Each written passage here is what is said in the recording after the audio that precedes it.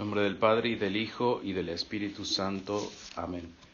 Estamos celebrando el domingo de la infraoctava de Navidad y esta misa nos presenta un significativo texto que es el del Salmo 92 o 93 según las versiones, y lo hace en tres lugares: en el introito, en la salmodia, el aleluya y el ofertorio.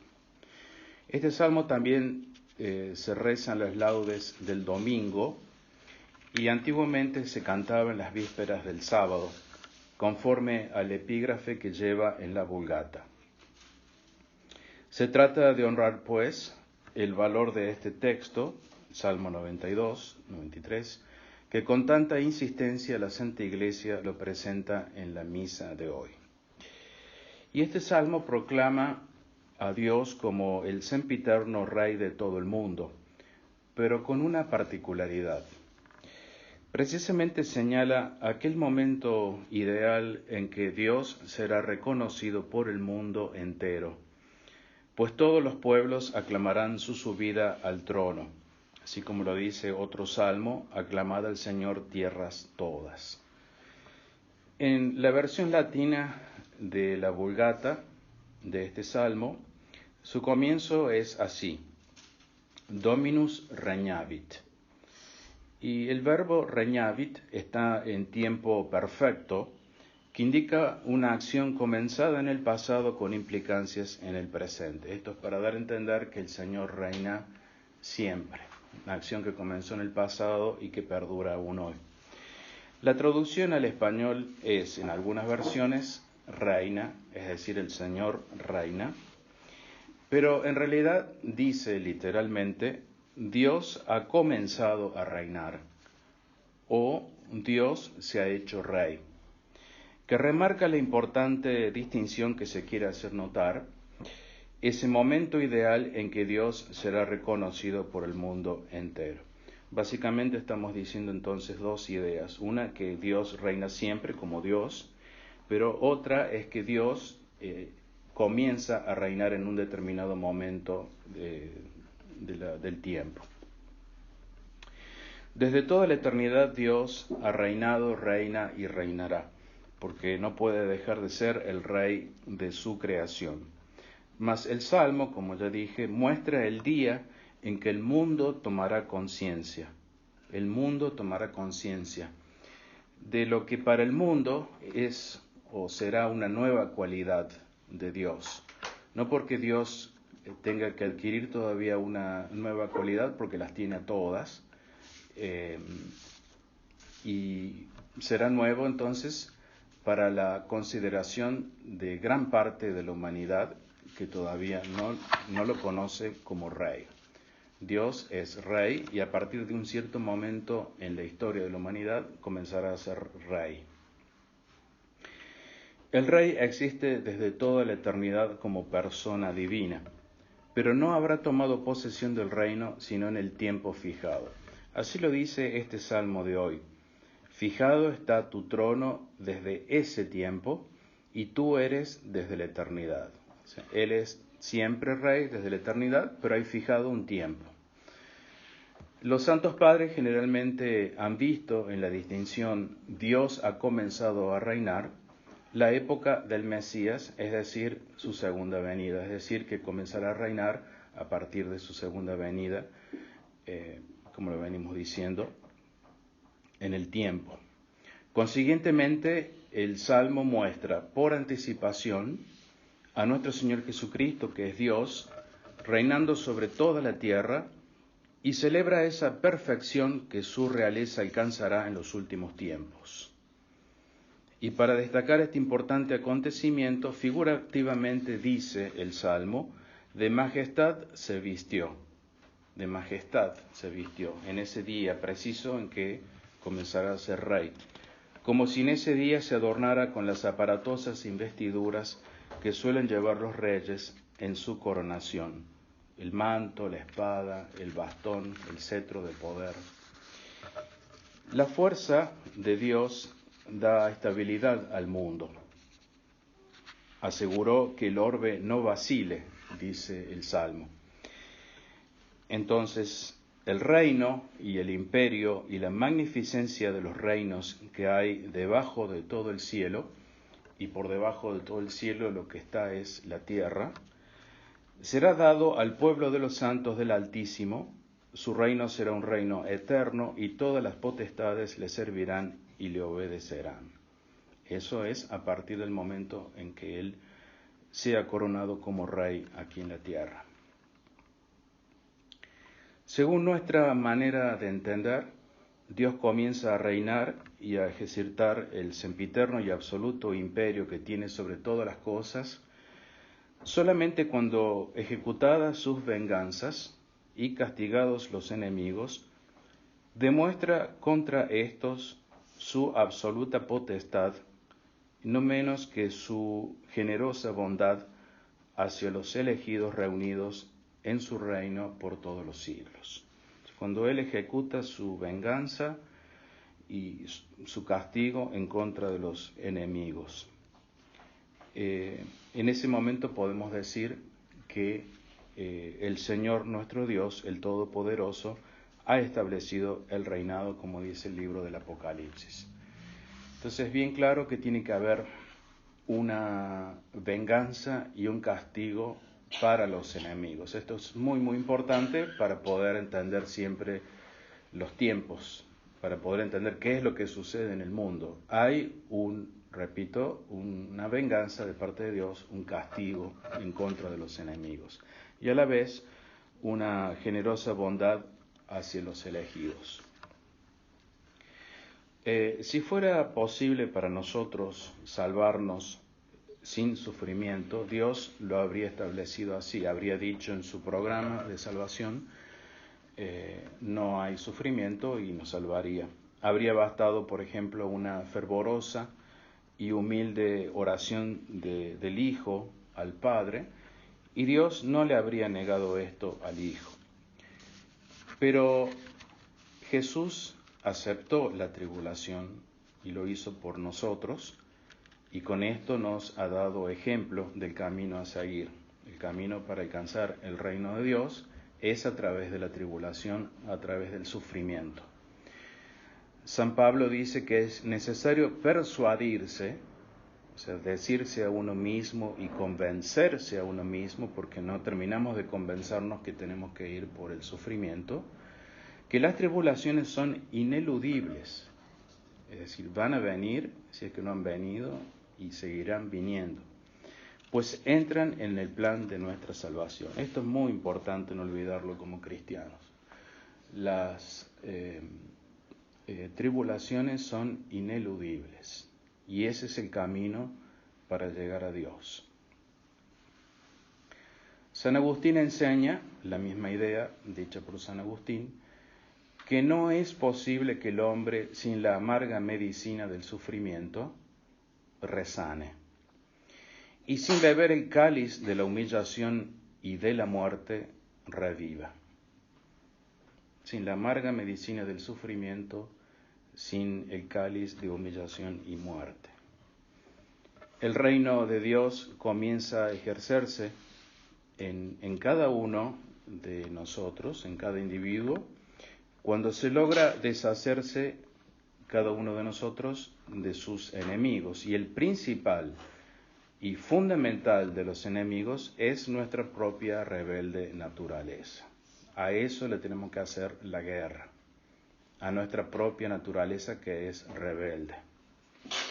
Y por eso el camino va por la tribulación, porque no nos gusta sufrir, y si le hacemos algo a nuestra naturaleza, nos trae sufrimiento y rechazamos ese sufrimiento. Siempre buscamos el bienestar y el confort y la paz, y no queremos ir por el camino del sufrimiento. La experiencia de una sacudida tal que haga agachar la cabeza ante Dios, como una grave enfermedad o un grave cataclismo como un terremoto o una guerra, esa experiencia personal no puede ser compartida. Ese sufrimiento que pasa a la persona no puede ser compartido a los demás. En alguna medida sí, pero no totalmente. Y es muy difícil para nosotros llegar a entender la tribulación ajena. ¿Qué es lo que le pasa al otro? a menos que alguien haya pasado por una experiencia similar. Es muy difícil llegar a comprender el dolor, el sufrimiento ajeno. También es muy difícil transmitir a otros la comprensión personal de Dios. La relación personal que uno tiene con Dios es única y podríamos decir, no se podría compartir con los demás.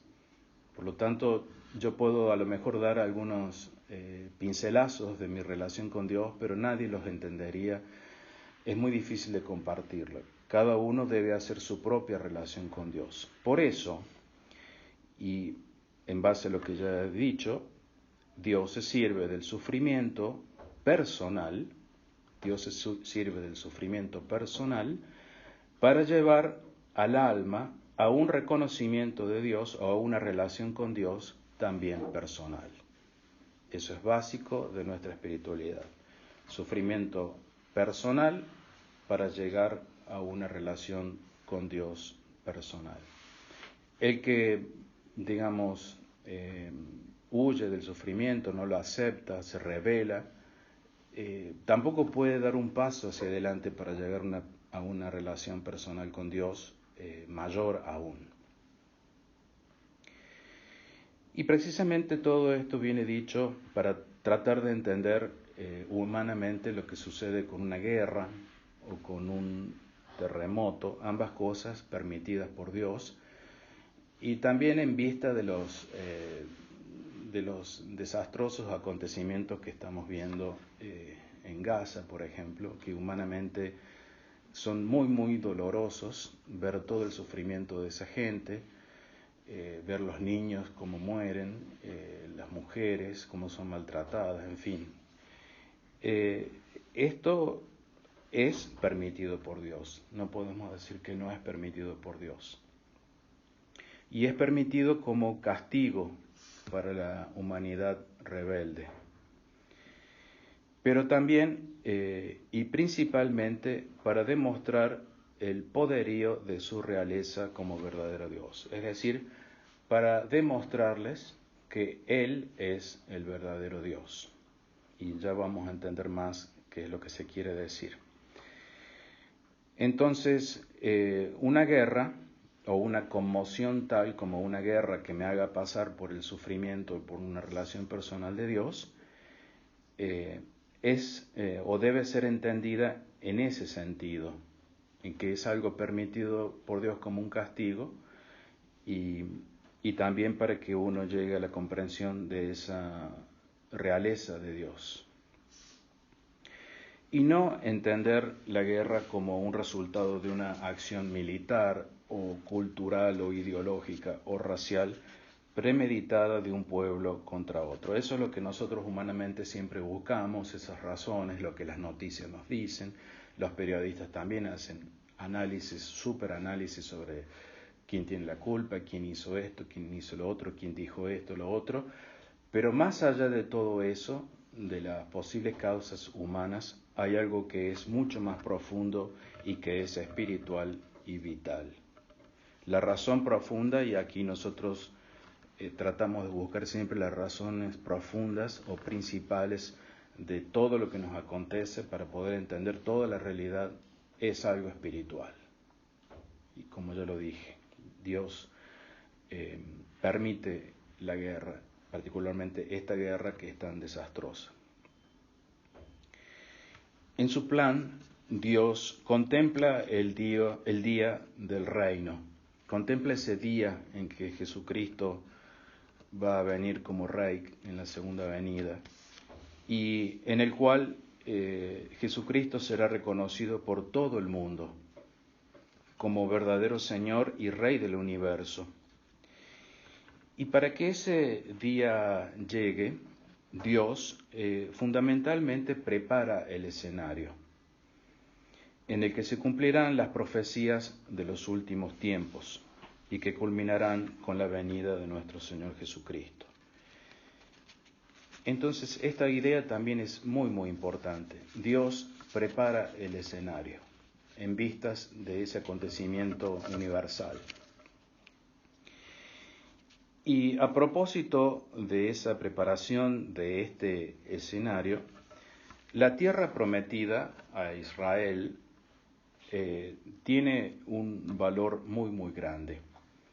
Y hechos significativos en la reciente historia del pueblo de Israel confirma que esta preparación está ya en marcha. Y esto es muy importante para saber dónde estamos situados en el tiempo. El primer hecho es la reunión de Israel como nación en el año 1948. En los días de Ezequiel, en el Antiguo Testamento, los judíos regresaron del exilio babilónico unas décadas después de que Ezequiel tuvo esta visión. He aquí que yo sacaré a los hijos de Israel de entre las naciones, a donde fueron, los recogeré de todas las partes y los llevaré a su tierra. Eso dice el profeta Ezequiel. Pero ese regreso de Babilonia fue solo de una nación, de Babilonia. Y luego los judíos, cuando llegan a la tierra prometida, no recuperaron su gobierno propio. Por lo tanto, la profecía, si la leemos al pie de la letra, tiene un alcance mayor de lo que se cree que dice que sería el regreso de Babilonia. Ezequiel escribió sobre un regreso de las naciones, de todos lados, a Israel, donde serían una nación con su propio rey o gobierno. Y esto sucedió miles de años después del regreso de Babilonia, cuando se formó el moderno Estado de Israel en 1948. Allí se cumple esta profecía de Ezequiel. Para una nación que actualmente tiene 10 millones de habitantes, habiendo estado el 40% de esos habitantes dispersos en casi la mitad de los países del mundo, después de un exilio de más de 1900 años y regresados a Israel en tan solo los 75 años transcurridos desde la independencia hasta el día de hoy, es nada menos que notable. Las cifras son muy, muy notables. Y aún más notable es que Ezequiel lo vio en su visión hace 2500 años. Pero en la guerra de independencia de 1948, Israel no obtuvo la ciudad de Jerusalén, obtuvo casi toda la tierra menos la ciudad de Jerusalén. Por eso más tarde sucede otra guerra en la que sí recuperan, pero parte de la ciudad de Jerusalén. Y esa guerra fue la Guerra de los 6 Días en el año 1967 contra la Liga Árabe. Y este segundo hecho significativo, la reconquista de Jerusalén por parte de Israel, es crucial para el cumplimiento de las profecías de los últimos tiempos. Y muchos milagros testifican que el dedo de Dios estaba con Israel. Israel gana la guerra gracias a milagros de Dios, porque todo iba encajando en los planes de Dios, ¿no? Algunos ven en esta reconquista el cumplimiento de la profecía del Evangelio de San Lucas. Jerusalén será pisoteada por gentiles, en este caso particular por los musulmanes árabes, hasta que el tiempo de los gentiles sea cumplido. Entonces algunos ven que el tiempo de los gentiles se ha cumplido en esa acción de recuperar la ciudad de Jerusalén. Y vuelvo a enfatizar esta idea, no es que Dios haga todo esto por solamente el favor de Israel, que es el pueblo escogido, sino porque sus planes son así, tiene que suceder todo en la tierra que Él les había prometido, para que se cumplan las profecías de los últimos tiempos. El tercer hecho significativo ocurrió en 1973. Milagrosamente Israel volvió a ganar otra guerra contra las naciones árabes. Al igual que en 1967, muchos hechos sobrenaturales ocurrieron en esa guerra que muestran que Dios estaba concediéndole la victoria a Israel. Es famosa una historia para demostrarles hechos milagrosos realmente, de la tormenta de viento que barrió con la arena que cubría las minas que habían puesto los enemigos y que atraparían a los israelitas y morirían todos en ese campo minado. Vino una tormenta de viento, como digo, y sacó toda la arena que tapaba las minas. Y al quedar en descubierto las minas, ellos pudieron obviamente evadirlas, salir ilesos y así ganar la guerra. Realmente un milagro, porque no tenían otro remedio que caer atrapados en las minas. Lo sorprendente de este hecho, de esta guerra, en el año 1973, es que ocurrió en la fiesta más sagrada de los judíos, el Yom Kippur, que es un día de expiación y arrepentimiento. Luego, 50 años después, el ataque que sufrió Israel en octubre de este año, 2023, también ocurrió el mismo día de Yom Kippur, de una fiesta. Muy curioso. Entonces, las últimas guerras, hace la de 50 años atrás y la de este año, ocurrieron o comenzaron en el mismo día de fiesta. No olvidemos que para los judíos las fiestas del Antiguo Testamento siguen teniendo valor, ya que ellos no habían aceptado a Jesucristo, no viven según el Nuevo Testamento, sino según el Antiguo Testamento, y por lo tanto celebran las fiestas del Antiguo Testamento. Y para ellos, que un enemigo viole esas fechas tan importantes como las fiestas religiosas, significa algo muy, muy grave. Como para cualquiera significaría algo muy grave. En consecuencia, y tomando experiencia de lo que ya Dios había hecho con ellos, se espera que Dios intervenga en su favor en esta guerra, así como lo hizo en 1973 con toda clase de milagros. Posiblemente sea este el caso en la guerra en contra de Gaza y también las guerras futuras, porque lo que está en claro es que esa tierra, ese pueblo, tiene que quedar libre de enemigos para que puedan cumplirse las profecías del Antiguo Testamento, de los últimos tiempos, perdón.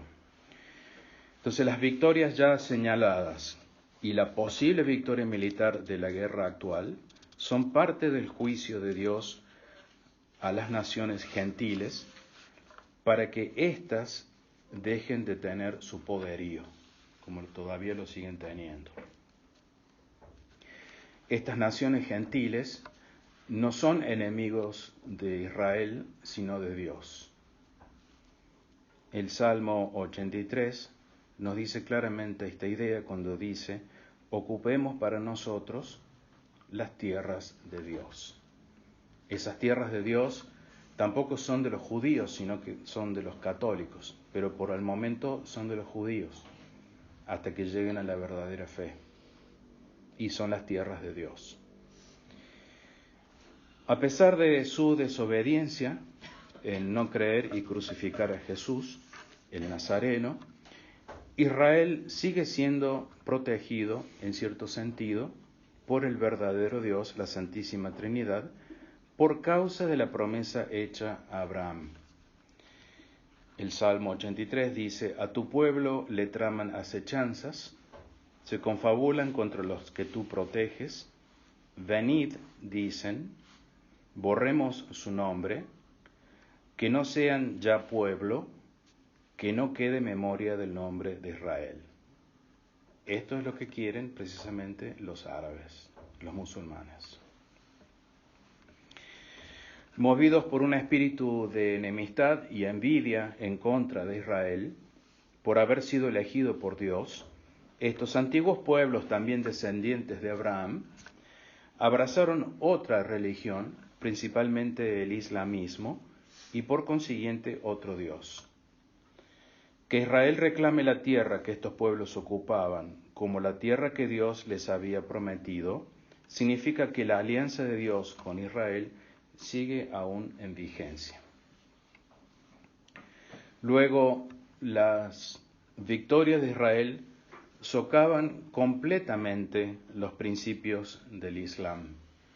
Y esto es una cuestión existencial para ellos. Es de vida o muerte. Y tienen que salir a guerrear. El Salmo 83 termina con una fuerte petición a Dios por parte de Israel. Haz que sus rostros se cubran de vergüenza para que busquen tu nombre, oh Dios. Queden para siempre en la ignominia y en la turbación, sean confundidos y perezcan, y sepan que tu nombre es Yahvé, y que solo tú eres el Altísimo sobre toda la tierra. Esto es lo que pide Israel y también pedimos nosotros, que sean confundidos y que conozcan al verdadero Dios. Los pueblos islámicos necesitan volver a Él, a Dios Padre y a su Hijo, nuestro Señor Jesucristo, a quien siempre despreciaron desde hace ya más de 1400 años. Importante recordar esto. Los musulmanes se mofan de Dios, se ríen, se burlan, ya hace 1400 años en contra de Jesucristo y lo odian y hacen lo que pueden hacer para librarse del cristianismo. 1400 años que Dios está soportando esta religión, esta gente. Y el propósito de Dios como buen Padre para con ellos es de misericordia y salvación, pues una total derrota de este pueblo los libraría de la opresión de sus conductores y del Dios equivocado. Es lo que veníamos diciendo, la experiencia personal del sufrimiento y luego el encuentro personal con Dios. Dios es misericordioso. Y esta durísima lección que sufrirían los de Palestina no es solo para los islámicos. También la humanidad desnaturalizada y rebelde necesita reconocer al verdadero Dios.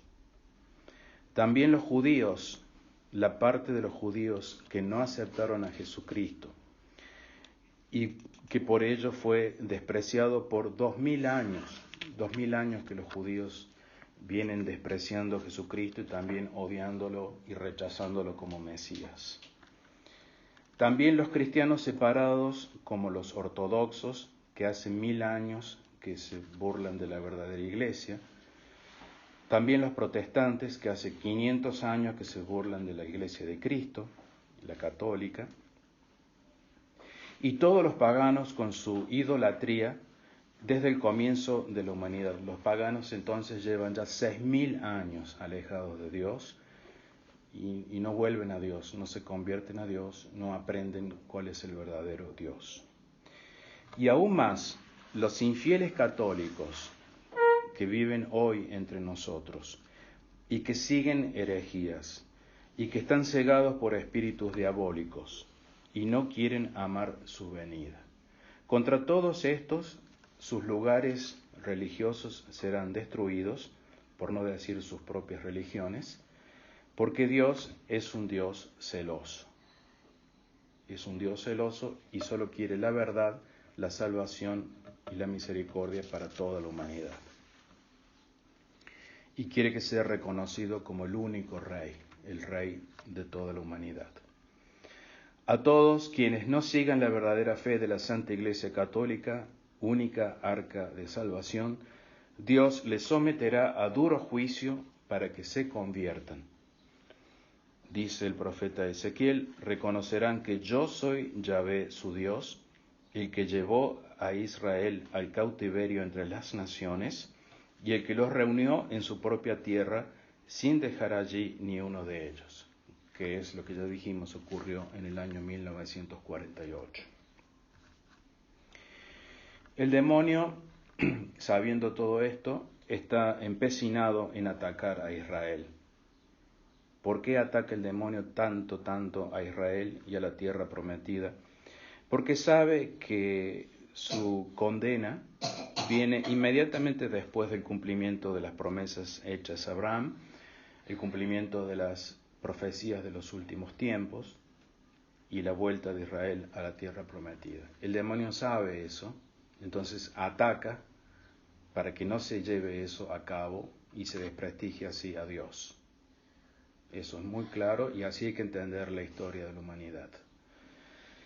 Y ese ataque del demonio incluye una gran batalla que intenta desprestigiar la palabra de Dios. Por eso el salmo en cuestión que estamos tratando hoy, el 92-93, dice: tus testimonios, oh Dios, son segurísimos. Tus testimonios, es decir, lo que Dios dice. En el sentido doctrinal, de la doctrina, de la enseñanza de Jesucristo, los testimonios de Dios son justos, porque no hay nada más fiel que la palabra de Dios, porque no hay nada más justificada que la palabra de Dios, porque no necesita la confirmación de los hombres. La palabra de Dios no necesita de los hombres. Y en el sentido profético, confirmado por estos textos que voy a leer del Apocalipsis, los testimonios de Dios indican la fidelidad firmísima de estos anuncios sobre los últimos tiempos en que Dios grabará su ley en los corazones y todos lo conocerán. Eso es lo que Dios quiere, que todos lo conozcan. Y los textos del Apocalipsis son estos. Estas son las verídicas palabras de Dios, tomadas en sentido literal. Y el otro texto: estas palabras, también en sentido literal, son seguras y fieles, y el Señor, el Dios de los espíritus de los profetas, ha enviado su ángel para mostrar a sus siervos las cosas que han de verificarse en breve. Israel necesita entonces recobrar la tierra prometida del todo, para que en ella pueda establecerse la casa de Dios, cuya santidad se anuncia para los últimos tiempos, también en este salmo que estamos considerando. Corresponde a tu casa la santidad por toda la duración de los tiempos, dice el salmo. Esa casa es el templo del Antiguo Testamento que tuvieron los judíos en algún tiempo. Definitivamente no. No más los sacrificios de toros y carneros cebados, ni vacas rojas, sino el verdadero sacrificio, la Santa Misa. Y así entendían ya esta profecía los santos padres. La casa de santidad de Dios en la tierra prometida, entonces, es la Iglesia Católica, donde se celebra el verdadero sacrificio, la Santa Misa. Y su santidad quedará confirmada para siempre, es decir, un templo no ya judío ni musulmán, sino católico.